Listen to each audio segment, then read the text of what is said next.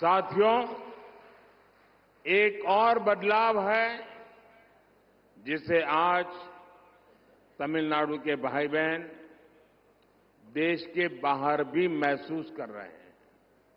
ये बदलाव है दुनिया में भारत का बढ़ता कद, भारत का बढ़ता सम्मान।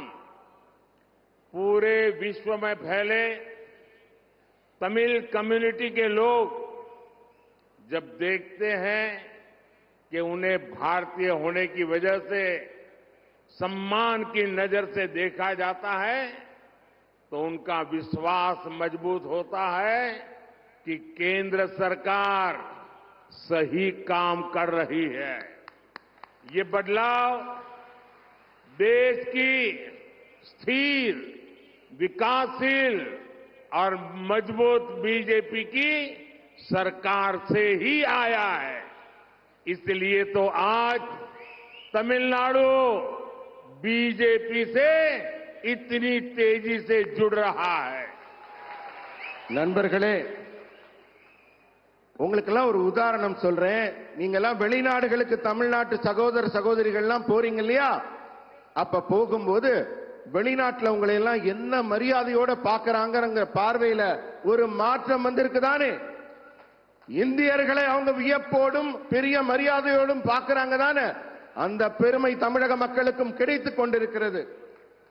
உலகில் உள்ள சமுதாய மக்கள் எல்லாம் இந்தியர்களை இவ்வளவு பெருமையாக பார்க்கிறார்கள் என்பதே மத்திய அரசு சிறப்பாக செயல்பட்டுக் கொண்டிருக்கிறது என்பதற்கு சாட்சி. இந்த மாற்றம் நிலையான, உறுதியான வளர்ச்சியை நோக்கிய மாற்றம் என்பதை உணர்ந்து கொண்ட தமிழக மக்கள் இப்ப பாரதிய ஜனதா கட்சியை தேர்ந்தெடுத்து அதன் பின்னே வரத் தொடங்கி இருக்கிறார்கள். साथियों, भाजपा सरकार में पहली बार दिल्ली से तमिलनाडु की दूरी इतनी कम हुई है। आज गरीब, किसान, महिला और युवा, उनसे जुड़ी हर योजना का लाभ भारत के दक्षिणी कोने तक पहुंच रहा है। बीजेपी सरकार कैसे काम करती है, आज तमिलनाडु खुद इसका गवाह है। 5 साल पहले तमिलनाडु के सिर्फ 21 लाख ग्रामीण घरों में नल से जल आता था। 20 लाख।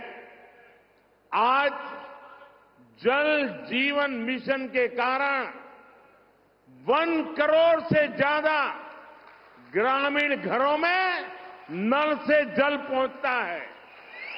सब जानते हैं कि कैसे घर तक पानी न आने से सबसे ज्यादा तकलीफ घर की महिलाओं को उठानी पड़ती थी, लेकिन घर घर नल पहुंचने से उसने जीवन को आसान कर दिया है।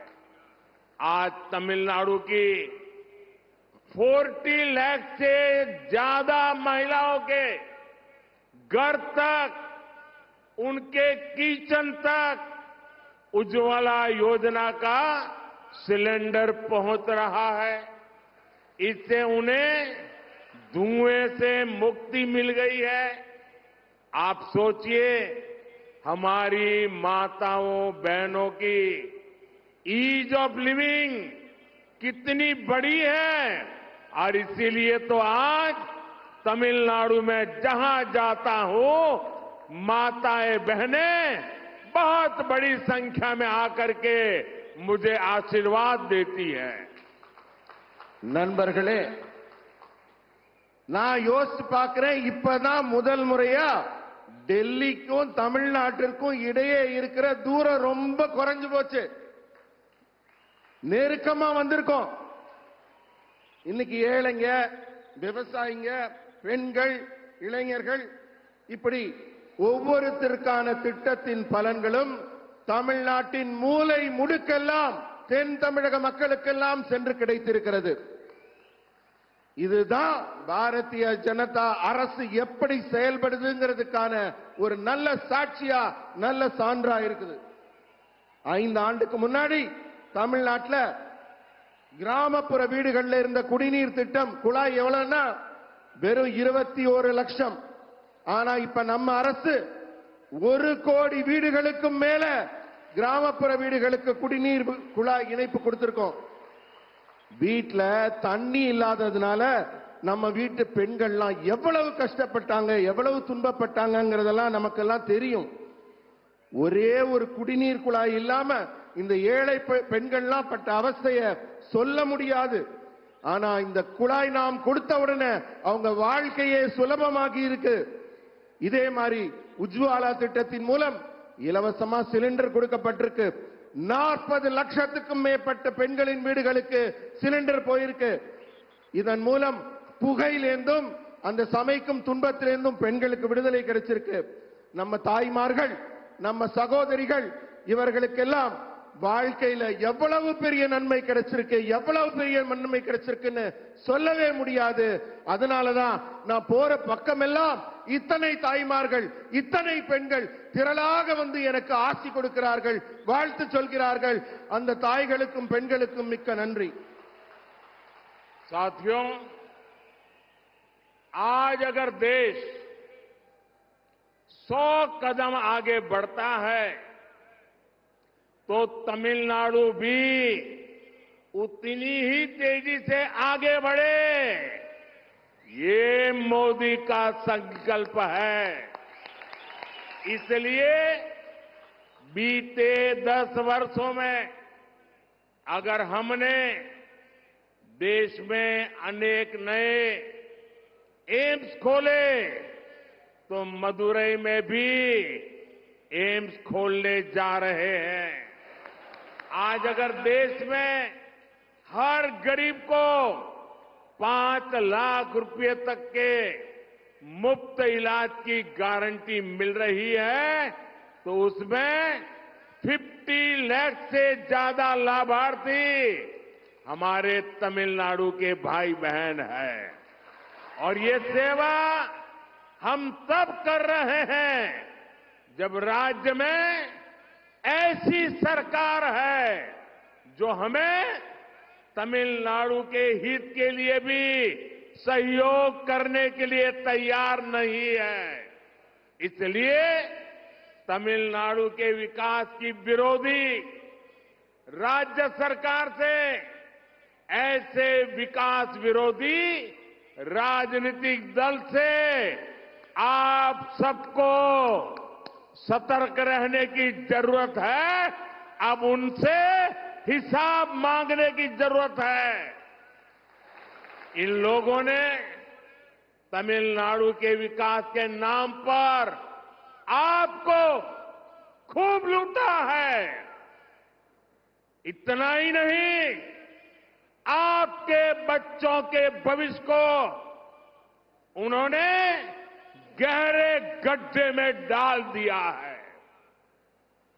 और अब मैं आपको गारंटी देता हूं, मैं आपके बच्चों के भविष्य को बर्बाद नहीं होने दूंगा.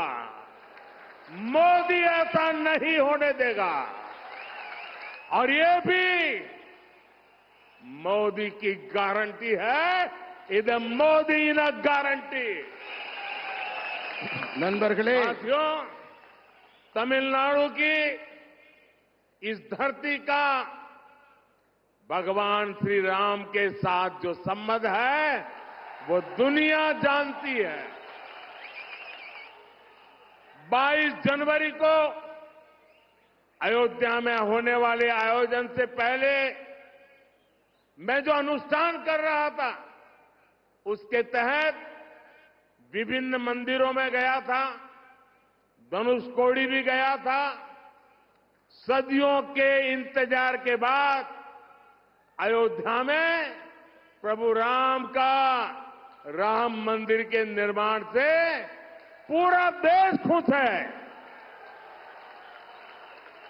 इसी विषय पर संसद में एक प्रस्ताव आया था।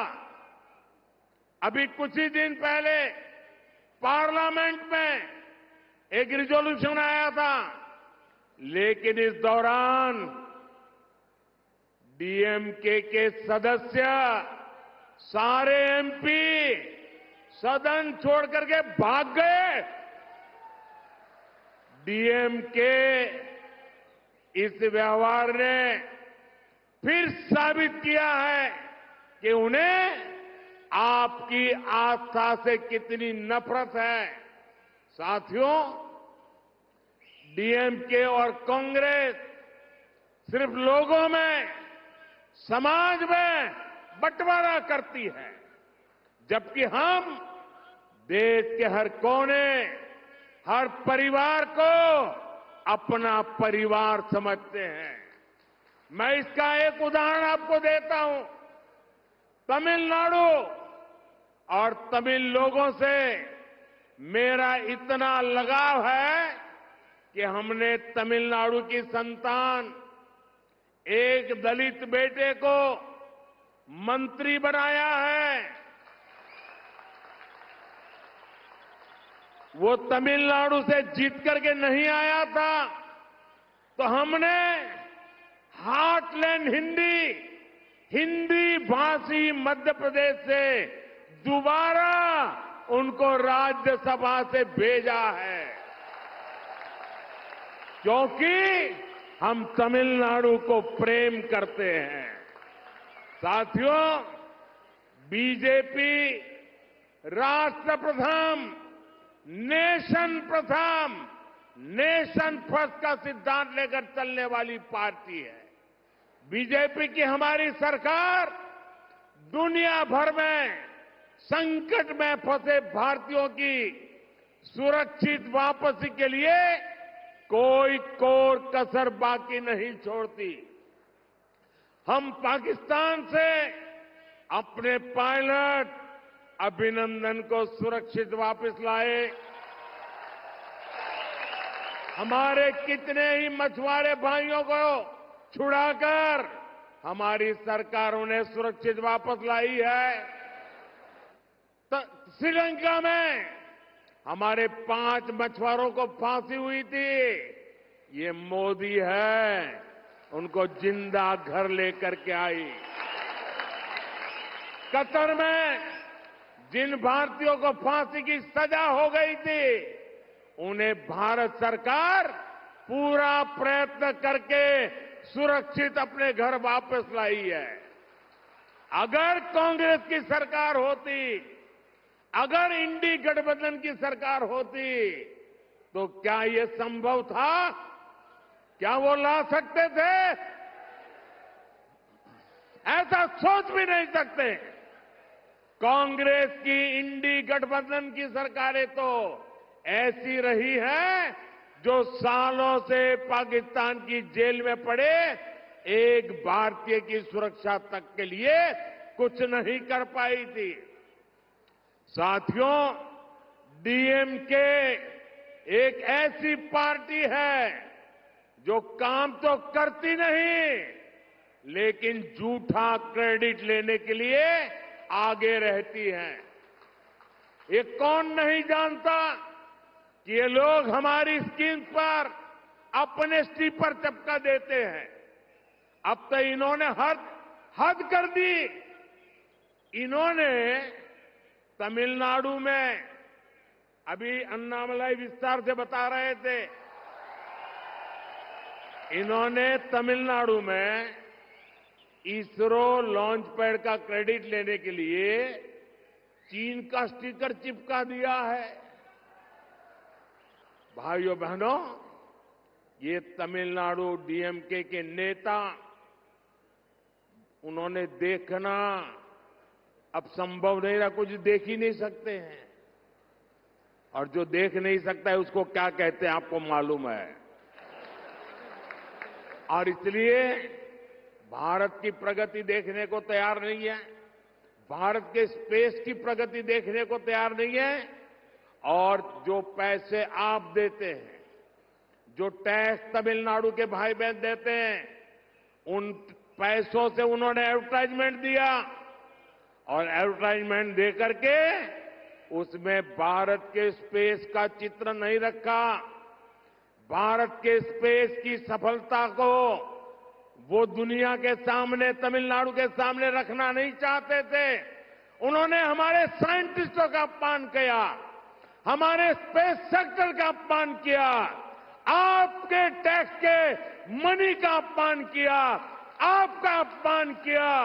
ऐसा आंखें बंद करने वाले, पूरी तरह न देख पाने वाले ये डीएमके को अब सजा करने का मौका आ गया है।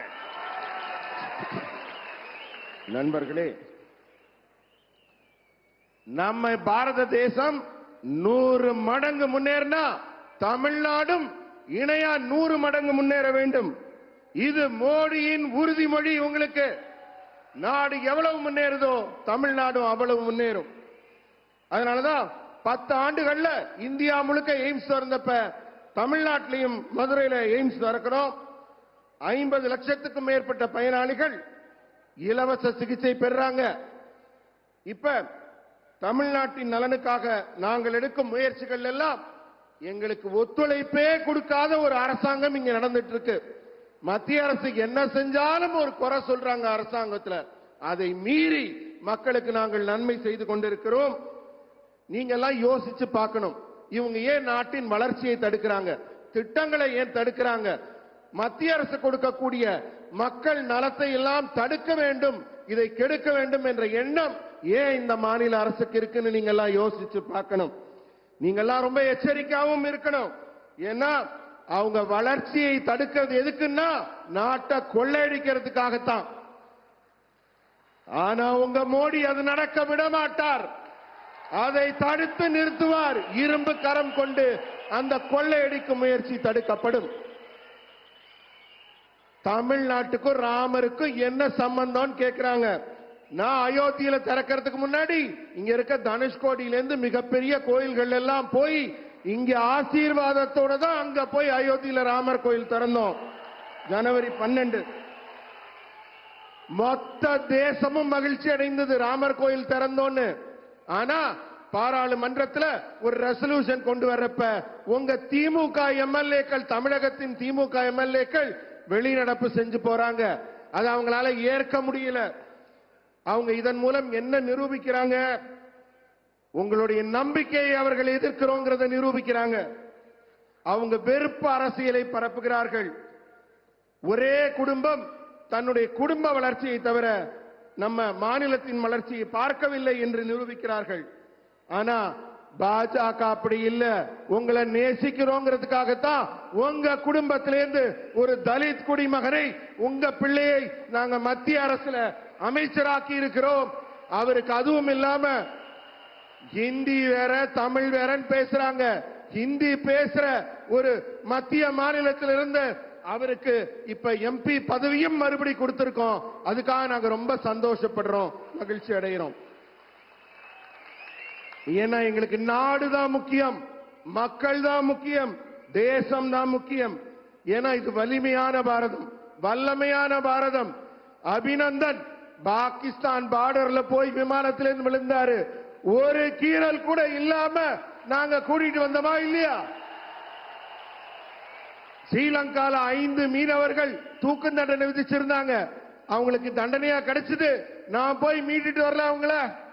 யாரால நம்ம நாட்டு மக்கள் மேல கை வைக்க முடியும்? ஏன்னா இங்க இருக்கிறது மோடி.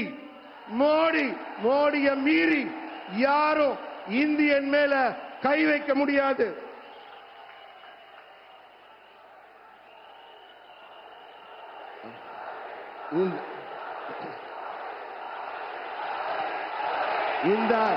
இந்த அரசுகளை எல்லாம் திருத்த வேண்டிய காலம், இந்த அரசுகளை எல்லாம் மாற்ற வேண்டிய காலம். டிஎம்கே பொய் வேஷம் போடுது, டிஎம்கே பிரிச்சாலும் சூழ்ச்சி பண்ணுது. இதையெல்லாம் நம்ம தெளிவா பார்க்க முடியுது. ஆனா இனிமே டிஎம்கேவை பார்க்க முடியாது. இனிமே டிஎம்கே இங்க இருக்க முடியாது. ஏன்னா இங்க அண்ணாமலை வந்துட்டார், உங்க கூட அண்ணாமலை இருக்கார். இனிமே டிஎம்கேவை நீங்க எங்க தேடினாலும் கிடைக்காது.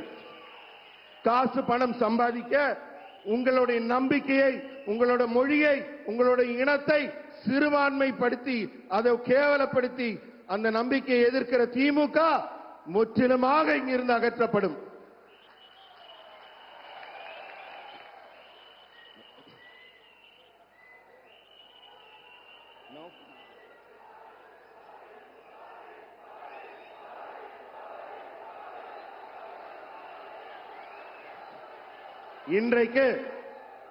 இன்றைக்கு நாங்க ராக்கெட் ஏவுகணை திறந்து விட்டுட்டு வந்திருக்கோம். அதுல நீங்க பாத்தீங்கன்னா திமுக ஒரு விளம்பரம் போட்டிருக்கு. என்ன போட்டிருக்காங்க? சைனாவோட கொடி போட்டு சைனாவோட ராக்கெட் படத்தை போடுறாங்க. அந்த அளவுக்கு தான் அவங்க நாட்டு பற்று இருக்கு. இந்தியாவின் மேல அவங்களுக்கு என்ன பற்று இருக்குங்கிற உண்மையை நீங்க உணர்ந்துக்கணும். साथियों, विकसित भारत के लिए तमिलनाडु का विकसित होना बहुत जरूरी है। इसलिए भारत सरकार की पूरी कोशिश है कि हम यहां ज्यादा से ज्यादा इन्वेस्टमेंट और इंडस्ट्री को ला सके। तिरुनेलवेली चेन्नई वंदे भारत एक्सप्रेस के कारण यहां यात्रा और व्यापार दोनों आसान हुए हैं। तिरुनेलवेली, तूतुकुड़ी, रामनाथपुरम और विरुधुनगर में एनएलसीआई के सोलर पावर प्रोजेक्ट भी पूरे हो गए हैं।